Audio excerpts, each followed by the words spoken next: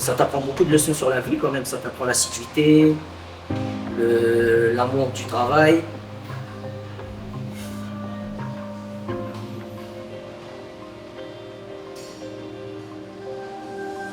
Il faut comprendre que c'est un marathon, c'est pas un sprint. Il faut être patient et il faut surtout avoir de la discipline. C'est pas commun de voir les femmes, pour certains, porter des charges parfois plus lourdes que certains hommes. Ouais, après le sport c'est comme une règle. Quand je rentre à l'entraînement, on a envie d'y retourner direct. Puis ça t'apporte aussi, tu fais des rencontres, ça t'apporte, il y a un lien social quand même en dehors de tout ça. Ça apporte plein de trucs. En fait, il faut le vivre pour le comprendre, ce genre de choses.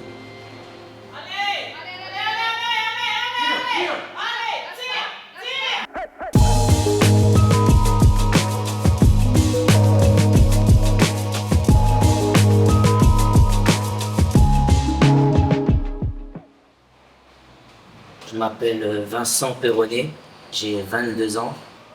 Je pratique la force athlétique depuis 1 an et demi maintenant. Alors moi c'est spécial, j'ai commencé la force athlétique. Je m'étais inscrit pour faire de la musculation, c'était pour prendre du poids. Et il y avait un gars à la salle, il faisait de la force athlétique dans un club. Et il m'a dit, ah si tu veux un jour tu pourras aller essayer, parce que tu m'as pas l'air trop mauvais. Et j'ai essayé une fois et je suis plus jamais sorti de la salle de force.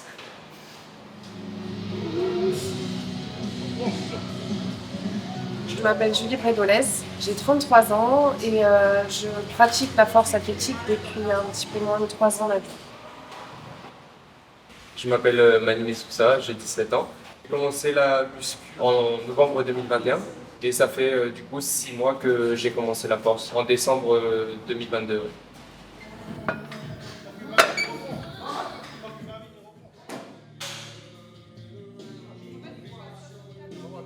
Je m'appelle Jean-Michel Planchon, j'ai 32 ans. Je pratique la musculation depuis 9 ans maintenant. 3 ans que je pratique la force athlétique et 7 mois que je le pratique en club.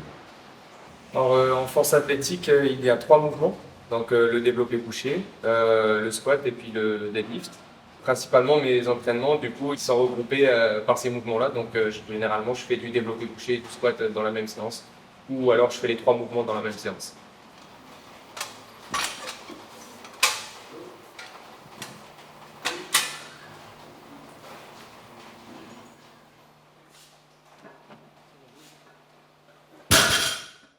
Training, je fais 5 séances par semaine. On a 4 séances la semaine et une séance où on se regroupe tous les athlètes le samedi.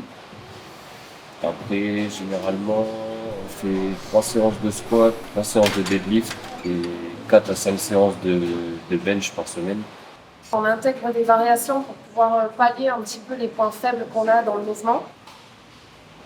Ça peut être du développé couché avec un élastique. Et puis, je termine toujours par du renforcement. Le renforcement musculaire, ça ne sera pas la recherche d'un aspect physique. C'est vraiment pour pallier un peu les faiblesses que je peux avoir. L'entraînement de force, ça dure longtemps en vrai. C'est entre 3 et 4 heures. Un vrai véritable entraînement de force. Alors le plus souvent, c'est soit on va faire 2 mouvements de force, par exemple du squat et du développé couché. On va faire beaucoup de séries avec très peu de reps le plus souvent. Et après, on va enchaîner par des exercices de renforcement pour essayer de combler les lacunes sur chaque exercice.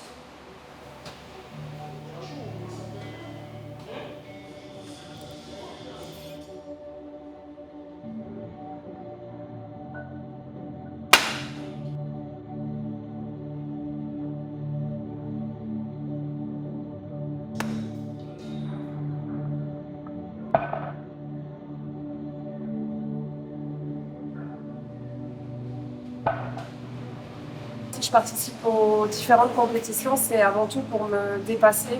C'est vraiment une compétition en fait contre moi-même. C'est pourquoi je m'entraîne avec autant d'assiduité et de régularité, pourquoi je persévère autant pendant mes entraînements. C'est pour le jour J être fier de moi avant tout. Il y a des compétitions sur le territoire. compétition, on pratique 3 mouvements. Et on va calculer la charge des 3 mouvements pour en faire un total. Et le principe, c'est de porter la charge la plus lourde pour avoir le plus gros total. Et pour moi, le fait d'aller en compétition, bah, c'est déjà un moyen de prouver ce que tu vaux dans un cadre sportif et avec des règles. Et c'est aussi l'occasion de se mesurer aux autres, parce que c'est pas rigolo en vrai de faire une compétition et pas voir si tu as le niveau pour aller faire autre chose.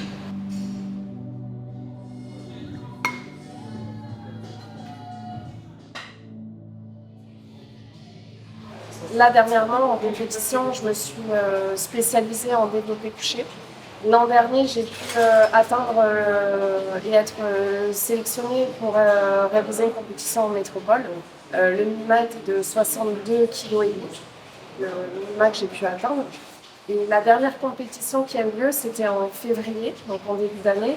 Et j'ai pu réaliser une barre en développé couché de 80 kg. Donc c'est plutôt prometteur. On a une compétition en septembre, le championnat de France. Après, là-bas, j'aimerais bien valider mes minima Europe, voir mes minima monde et pourquoi participer à un championnat d'Europe et ensuite à un championnat du monde. La charge totale, c'est l'addition des 3 mouvements du squat, du développé couché et du soulevé de terre. Un minima, c'est un total minimum à faire pour pouvoir participer à certaines compétitions. Par exemple, un minima France, on est obligé de le réaliser pour participer au championnat de France.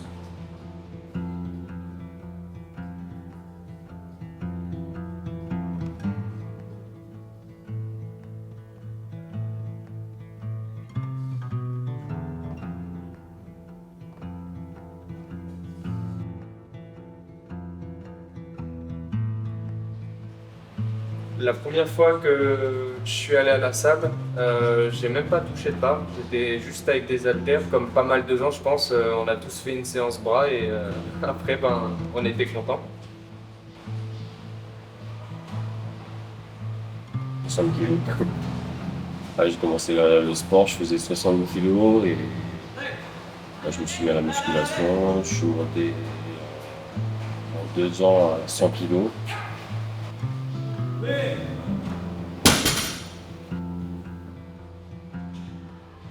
La première fois que je suis rentré dans une salle de force, j'ai eu peur. Parce que c'était moi le plus mince, j'étais le plus léger du tas et j'entendais les gens crier parce qu'ils étaient en train de lutter sous les barres. Ben, ça fait pas peur, mais quand tu viens d'une salle commerciale, tout le monde est dans son coin, personne ne parle vraiment entre eux, et que tu arrives dans une salle de force où tout le monde ils sont ensemble, ils se crient dessus pour s'encourager. Le gars qui est sous la barre, il crie encore plus fort que tout le reste parce qu'il est en train de lutter. Ça fait pas peur, mais ça fait quelque chose quand même. Tu te dis, tu rentres dans un autre monde en fait. Et après, quand tu as l'habitude, ben, tu peux plus t'entraîner sans ça. De 8, mais... Non, mais de 8, il commence à monter de 6, ça va monter là. On va essayer de voir si c'est pas trop méchant le gars pour toi. Non, mais de 8, oui. De 8 Bon, il n'y a pas de train, et je vois que c'est un peu pas, c'est abandon.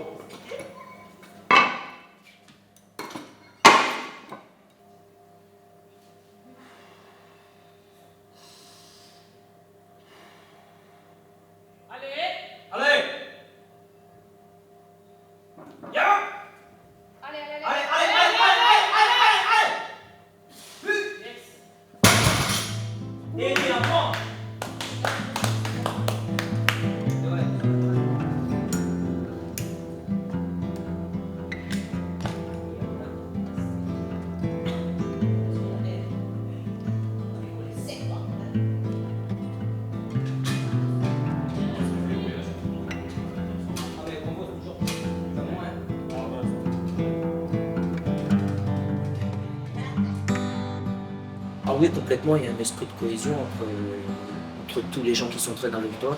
Déjà, pratiquement, tu es en cohésion avec les gens de ton club, parce que tu es tout seul sous la barre, et quand tu t'entraînes, on est ensemble, quoi. Et en plus de ça, tu as quand même un lien avec ton entraîneur. Et du coup, tu peux pas, t'es jamais vraiment tout seul, en fait. Le seul moment où tu es tout seul, c'est sur le plateau, mais sinon, tu es tout le temps accompagné. Le fait de m'entraîner autant, c'est sûr que à côté, tu passes à côté de plein de choses.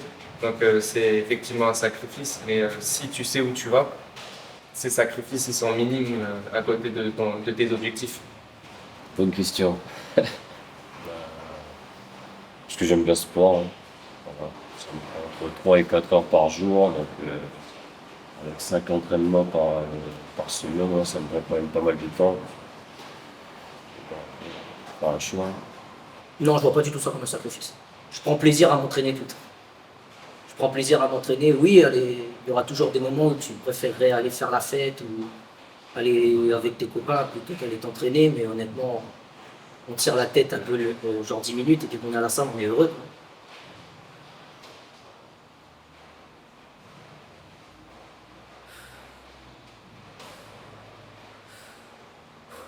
Alors moi, je définis clairement ce sport comme une passion et non pas comme un sacrifice.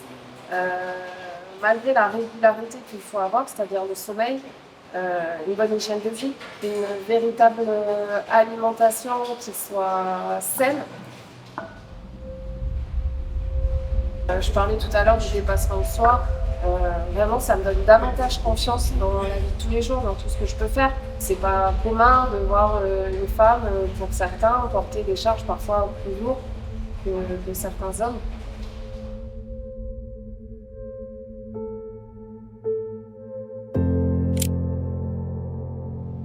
Donc suite à des entraînements répétés, trop intensifs, parfois pas adaptés, j'ai eu des blessures. J'ai eu une déchirure du pec, j'ai eu aussi une hernie et des lombalgies. J'ai dû m'arrêter, donc là ça a été le désastre pour moi parce que le sport, la force athlétique, ça faisait vraiment partie intégrante d'une routine en fait pour moi.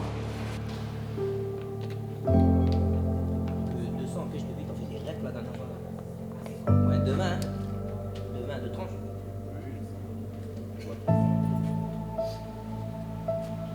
Ah, ce sport, oui, c'est quand même. Je vais pas dire que ça devient vital, mais genre, ça fait partie de ma vie. Maintenant, c'est plus un mode de vie plutôt qu'un besoin.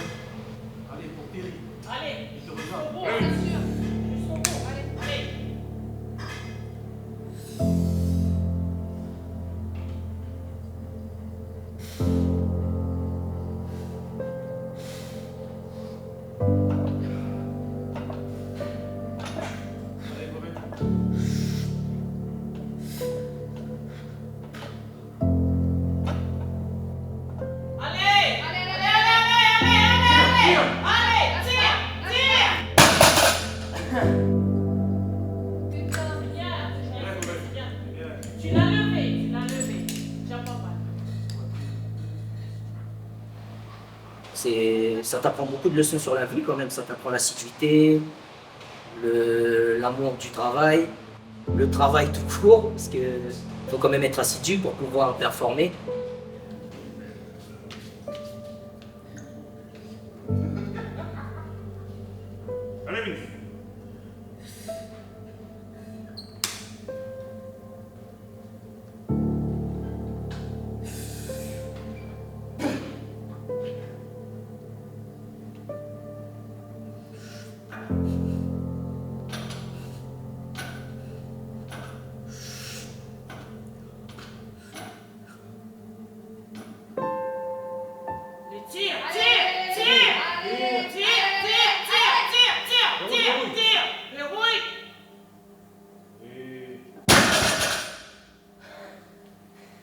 Maman, elle a glissé. Moi, j'ai senti arriver ici, mais ça a glissé. Ah oui. J'ai pas dit joli, maman. C'est dur, hein.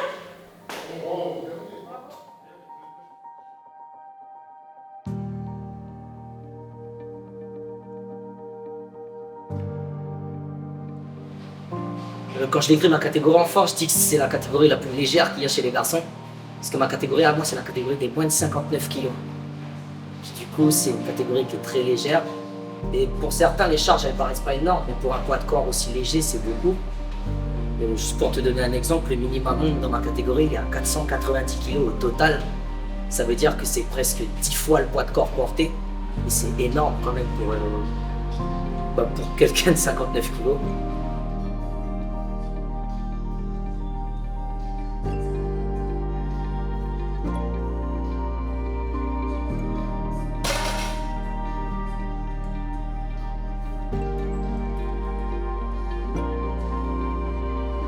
Les gens ils ont un bon œil vu de ça en fait, parce que quand tu prends quelqu'un comme moi qui fait 60 kilos à tout casser et qui va squatter une barre à 200 en salle de sport commerciale, déjà 200 kilos c'est une charge qui est rare en salle commerciale, et c'est encore plus rare de voir une crevette squatter aussi lourd, quoi. Du coup les gens ils le voient d'un bon œil, ils disent que t'es pas commun, quoi. Tu fais combien après? De 20? Déjà, ça fait toujours quelque chose quand tu vas en salle commerciale et que la salle, elle s'arrête de vivre pour te regarder faire un squat. Là, il y a toute la salle qui s'arrête de faire son exercice pour te regarder. Des fois, on n'entend pas forcément parce qu'on a les écouteurs, mais il y a des gens qui t'encouragent. Et après, il y a des gens qui viennent te féliciter pour dire « Ah, bravo, c'est bien ce que tu fais ». Ça prouve que on ne fait pas ça pour rien au final.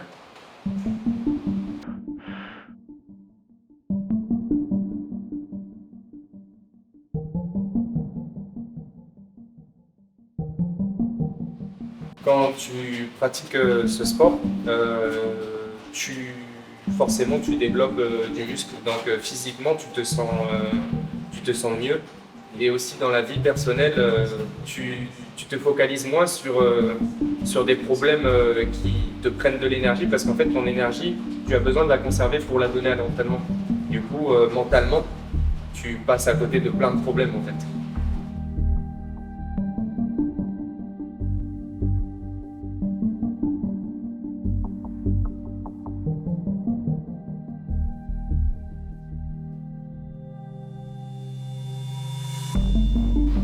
La pratique de la force athlétique, ça me procure vraiment un bien-être, une sérénité quand je ressors de l'entraînement. Déjà, je suis fière de moi.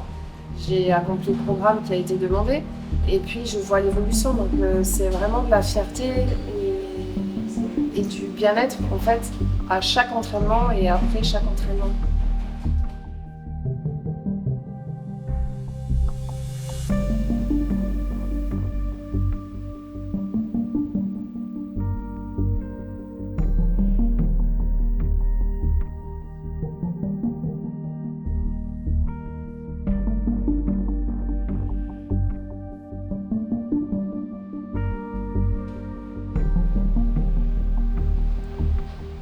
Ouais, après, le sport, c'est comme une drogue.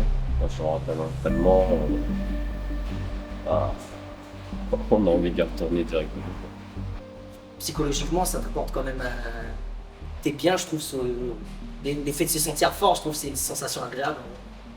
Puis ça t'apporte aussi, tu fais des rencontres, ça t'apporte, il y a un lien social quand même en dehors de tout ça. Et ça apporte plein de trucs. En fait, il faut le vivre pour le comprendre, ce genre de choses.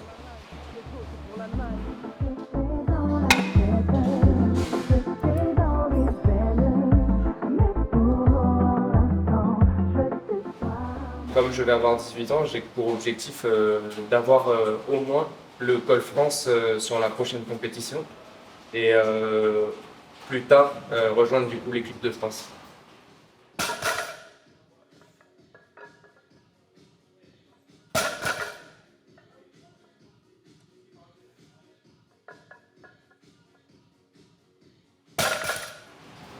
Ouais, j'ai pour objectif de faire partie de l'élite française, si j'y arrive.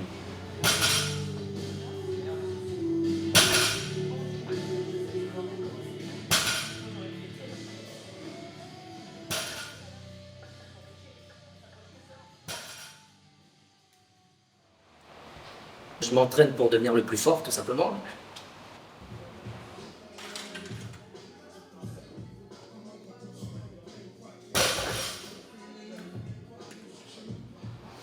En tant que femme, on se dit, ouais, c'est un univers que je connaissais pas, que j'avais jamais appréhendé. Et finalement, maintenant, c'est vraiment une partie intégrante de mon univers.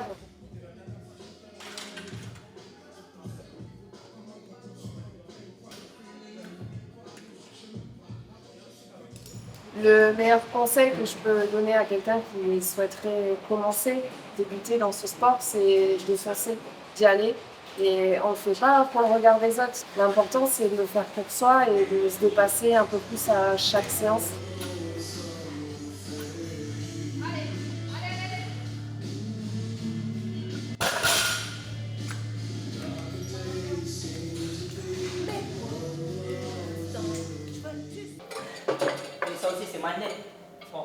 Et après, il faut vider la barre. Ouais, mais je suis au bout de ma vie. Là.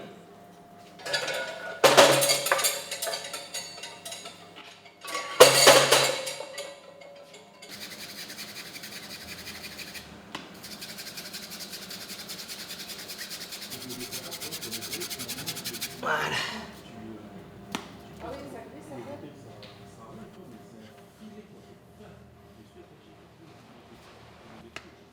Aux gens qui regardent ça d'un mauvais œil, je dirais qu'il faudrait d'abord venir s'entraîner, que tous les athlètes ne sont pas pareils. Je vais prendre mon exemple. Hein, souvent, on va arriver, les gens vont penser qu'il faut faire plus de 120 kilos, se mettre des grandes baffes dans la figure pour se réveiller. Alors que non, il y en a qui sont très calmes. Je prends mon exemple, moi j'écoute de la musique tout le temps, je passe plus de temps à danser à la salle qu'à m'entraîner. Mais non, il faut d'abord que ça reste un moment de plaisir et il faut le montrer aux gens surtout pour que ça donne envie aux gens d'en faire.